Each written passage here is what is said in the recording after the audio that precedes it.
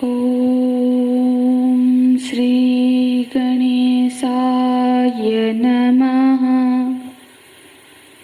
ॐ श्री सरस्वतीय नमः। ॐ श्री गुरुभ्यो नमः। यं हि न व्यथयन्ते ते पुरुषं पुरुषर्षभ समदुःखसुखं धीरं सोऽमृतत्वाय कल्पते।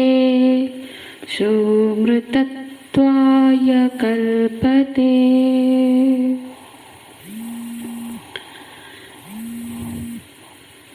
ये जो मनुष्य योनि है, ये सुख दुख भोगने के लिए नहीं मिला है।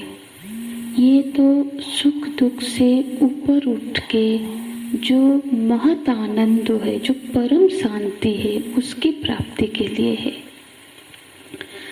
जिसके प्राप्त हो जाने पर और कुछ भी प्राप्त होना शेष नहीं रहता है। क्योंकि ये जो इंद्रिय के उनके विषयों के साथ संयोग वियोग से जो सुख और दुख, राग द्वेष, सर्दी गर्मी आदि द्वंद्व की अनुभूति होती है, तो ये जीव में अच्छे या बुरे विकार उत्पन्न करते रहते हैं। यदि हम इन्हीं विकारों में ही उलझे रहेंगे, इन्हीं के ही समाधान में अपना सारा समय बिता देंगे, तो फिर जो जीवन का परम लक्ष्य है ब्रह्म प्राप्ति, वो कैसे उस तक पहुंच पाएंगे हम। इसीलिए ये नितांत आवश्यक हो जाता है कि हम असीम धैर्य के साथ अनवरत अभ्यास करते हुए इस विकारों से ऊपर उठने के लिए प्रयत्न करें। बोलते हैं, आगमा पायिनो नित्याः तं तितिक्षस्व भारत। ये जो सुख दुख, हर्ष शोक, राग द्वेष, ये आदि सब उत्पत्ति विनाशशील है, मतलब आने जाने वाले हैं। वो ठहरने वाले नहीं है, क्योंकि उत्पत्ति से पहले भी ये नहीं थे और विनाश के बाद भी नहीं रहेंगे। आगमापाई है और साथ ही साथ अनित्य है, मतलब मध्य में भी जब मालूम पड़ता कि है, उस समय पर भी वो प्रति क्षण क्षय होते जाते हैं। हाँ, वो बदल रहे हैं, प्रति क्षण बदलते रहते हैं। इसीलिए भगवान ने कहा कि ये अनित्य है। इसीलिए तान तितिक्षस्व। तितिक्षस्व मतलब प्रहसस्व। तेषु हर्षं विषादं च मां कासीहि। त्वं तितिक्षस्व प्रहसस्व, तुम सहन करो। सहन करने का मतलब क्या होता है? बोलते हैं जब सुख आए तो ऐसा नहीं कि हर्ष से भर जाते हैं, विषाद आए तो बिल्कुल टूट गए, ऐसा नहीं। भगवान ये कहते हैं कि सुख आए तो फिर अत्यंत हर्षित उल्लासित नहीं होना है, दुख आए तो अत्यंत उसमें बिल्कुल विषादग्रस्त नहीं हो जाना। ये दोनों ही चित्त को व्यथित करते हैं, ये दोनों के ही चित्त को, स्थिरता को भंग करते हैं। तो इसीलिए उसकी स्वीकृति हो, उसकी स्वीकृति की सामर्थ्य हमारे अंदर बढ़े। तो तितिक्षस्व, और ये तितिक्षा से क्या होगा? तो आगे के श्लोक में बोलते हैं, तितिक्षा से यं हि न व्यथयन्ति एते पुरुषं पुरुषर्षभ। यं पुरुषम, वो व्यक्ति, इस पुरुष को, पुरुष मतलब यहाँ स्त्री पुरुष सबसे लेना है, जो व्यक्ति है, जो मनुष्य है, उस पुरुष को क्या होता है? एते, एते माने मात्रा स्पर्श, जो इंद्रिय और उसके विषय को जनाता है। जो उसी को यहाँ पे एते से बोला गया कि मतलब द्वंद्वाः, हाँ, न व्यथयन्ति, वो व्यथित नहीं कर रहे, विचलित नहीं कर रहे हैं। तो पुरुषः, उस पुरुष को ये द्वंद्व व्यतीत नहीं कर रहे हैं, करते हैं अब। और क्योंकि भगवान ये नहीं बोल रहे हैं कि वो पुरुष के पास अब और द्वंद्व नहीं है, उसके पास बिल्कुल द्वंद्व मुक्त उसका जीवन हो जाएगा, ऐसा नहीं होगा। द्वंद्व तो रहेंगे लेकिन अब वो उससे व्यथित नहीं होगा। यं पुरुषं एते नाहि व्यथयन्ति सः अमृतत्वाय कल्पते। हाँ, सह मतलब वही पुरुष अमृतत्व को प्राप्त करने में समर्थ होता है।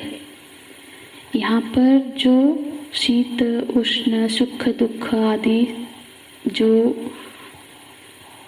अनुकूल प्रतिकूल परिस्थितियाँ हैं, ये यहाँ पे उन बिल्कुल साधारण सामान्य संदर्भ में नहीं है, जन सामान्य के संदर्भ में नहीं बोला जा रहा है। यहाँ वो तो उनके लिए है जो अमृत तत्व को पाने के लिए समर्थ बनना चाहते हैं। सभी नहीं चाहते हैं। साधारण जीवन कैसा है, वो तो द्वंद्व के निवारण में ही, अच्छे परिस्थिति बनाने में, सुखद परिस्थिति बनाने में, अनुकूल जीवन यापन में ही लगे हैं। तो यहाँ ये तितिक्षा भवति, जब तितिक्षा होगा उसका सबसे बड़ा सुफल, सबसे बड़ा लाभ ये होगा कि तद्वंद न व्यथयन्ति। द्वंद्व का एक्चुअली हमारा जो प्रकृति है चित्त का, वो इतना विचित्र है कि जब तक हम किसी चीज़ को रिजेक्ट करते रहेंगे कि ये नहीं चाहिए, तब तक वो ज़्यादा हमको व्यथित करता है। पर जिस दिन हम ये निर्णय कर ले कि ठीक है, आओ, मुझे और कोई फर्क नहीं पड़ता है, उस दिन से उसका प्रभाव कम होने लग जाता है। जब तक रिजेक्शन मोड में रहेंगे तो तब तक उस सपोज एक व्यक्ति को हम चाहते हैं कि ये व्यक्ति को मुझे देखना ही नहीं है, तो फिर क्या होगा, दिखेगा तो वो तो गायब नहीं हो जाएगा। जब तक वो दिखेगा तब तक हमारे चित्त में व्यथा होता रहेगा। पर जब हम ये स्वीकार कर ले कि ठीक है, वो हो ना हो हमको कोई फर्क नहीं पड़ता है, दिखे ना दिखे, उसके बाद उसके दिखने से और हमारे चित्त में और व्यथा नहीं होगी। ये एक प्रकृति है। तो भगवान हमारे धरातल पर ही रह के बोल रहे हैं कि कोई बड़ा निर्णय हम पर थोप नहीं रहे हैं। तो सहने का सुफल क्या होगा कि ये होगा कि वो द्वंद्व से प्रभावित नहीं होगा। यं न व्यथयन्ति एते। और अर्जुन, तुम तो पुरुष सर्वः, यहाँ पे अर्जुन जी को पुरुष सर्व बोल के भगवान संबोधन कर रहे हैं। पुरुष, तुम तो पुरुष ऋषभ, ऋषभ मतलब श्रेष्ठ, पुरुषों में श्रेष्ठ हो, तुम तो श्रेष्ठ पुरुष हो, और तुम द्वंद्व से व्यथित कैसे हो सकते हो। सह अमृतत्वे कल्पते। और कौन अमृतत्वे कल्पते, तो उसका यहाँ पे सम दुख सुखम धीरः, जिसके लिए वो धीर पुरुष, धीर मतलब जो धी के साथ बदलता नहीं है, वो धीर पुरुष जिसके लिए सुख और दुख अभी सम है। हाँ, सुख से वो बिल्कुल हर्षित उल्लासित होके उछलता नहीं है, दुख हो जाए तो बिल्कुल विषादग्रस्त होके टूट नहीं जाता है। ऐसे जो धीर पुरुष है जिसके लिए सम, दुख और सुख दोनों ही सम है, संभाव है उसका, तो ऐसा जो धीर पुरुष है ऐसे जो पुरुष है स अमृतत्वाय कल्पते, वो अमृतत्व को प्राप्त करने का अधिकारी बनते हैं। तो मतलब जिस स्वीकार कर लिया, मतलब जो भी परिस्थिति आता है, सुख आता है, दुख आता है, तो दोनों परिस्थिति को वो स्वीकार करने के लिए वो तैयार हो गया है। हाँ, तो अमृतत्व कल्पते मतलब सुख दुख में समान रहता है, उसका धृति का त्याग नहीं कर लेता है, मतलब उसका बुद्धि भ्रष्ट नहीं होता है, वो अमृतत्व का अधिकारी होता है। तो पहले तो अमृतत्व को प्राप्त करने की इच्छा हो, तब उसके अधिकारी बनने की बात आएगी।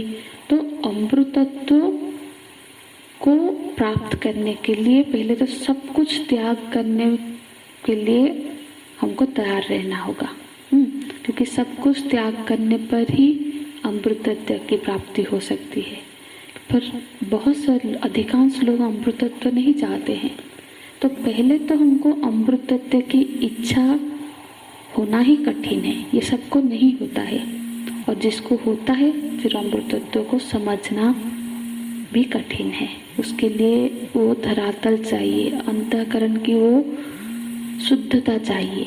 तो इसीलिए जब सत्संग में भी हमको ये देखना है कि सत्संग में सिर्फ ऐसा नहीं है कि हमने श्लोक का अर्थ ही अपने भाषा में जान लिए, वो संस्कृत में लिखा है उसको हमने हिंदी में या जिस भाषा है हमारी भाषा में हमने समझ लिया, ये सत्संग का महत्व नहीं है। वो तो किसी ग्रंथ को पढ़ने में संस्कृत पंडित से भी कोई समझ सकता है।